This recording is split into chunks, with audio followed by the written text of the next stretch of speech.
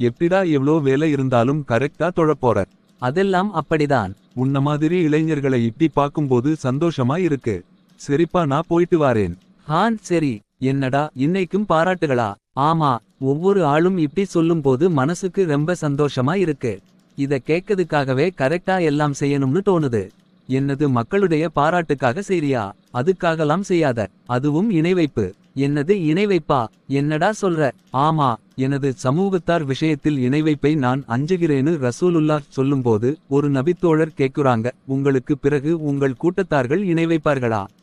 அதுக்கு ரசூலுல்லாஹ் சொல்றாங்க, ஆமா. இவர்கள் சூரியனையோ சந்திரனையோ கல்லையோ சிலையையோ வணங்க மாட்டார்கள். மாறாக பிறருக்கு காட்டுவதற்காக நற்காரியங்களை புரிவார்கள். இதுவும் சிறிய இணைவைப்பாகும். இதுவும் இணைவைப்பா?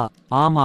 உங்கள் விஷயத்தில் நான் மிகவும் அஞ்சுவது சிறிய இணைவைப்பைத்தான் என்று ரசூலுல்லாஹ் சொல்லும்போது மக்கள் சிறிய இணைவைப்புனா என்னன்னு கேக்குறாங்க. அல்லாவின் தூதர் சொல்றாங்க, அதுதான் முகஸ்துதி. மறுமை நாளில் மக்களுடைய செயல்பாடுகளுக்கு கூலி கொடுக்கப்படும்போது இந்த உலகத்தில் யாருக்காக நீங்கள் நற்காரியங்களைச் செய்தீர்களோ அவர்களிடம் செல்லுங்கள், உங்களுக்கான கூலி அவர்களிடம் உள்ளதா என்று பாருங்கள்னு சங்கையும் மகத்துவமும் மிக்க அல்லாஹ் சொல்வான்.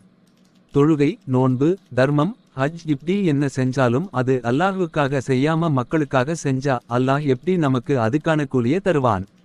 நீ யாருக்காக செஞ்சியோ அவங்கிட்டேயே அதுக்கான கூலிய கேளுன்னு சொல்லிருவான்.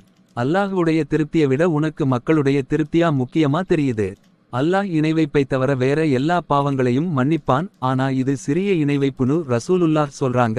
அப்ப எப்படி அல்லாஹ் இந்த பாவத்தை மன்னிப்பான்? நான் சும்மதான் சொன்னேன். நான் மக்களுக்கு காட்டணும்னு பண்ணல. தப்பித்தவரி கூட அதுக்காக பண்ணிராத. நம்ம எத்தனை வருஷம் தொழுது நோன்பு வச்சி சகாத் கொடுத்து கடைசில அது அல்லாஹுக்காக செய்யாம பிறர் என்ன பார்த்து தொழுகையாளின்னு சொல்லணும், கொடைவள்ளல்னு புகழணும்னு நினைச்சு செஞ்சா மறுமையில நமக்கு கைசேதம்தான்.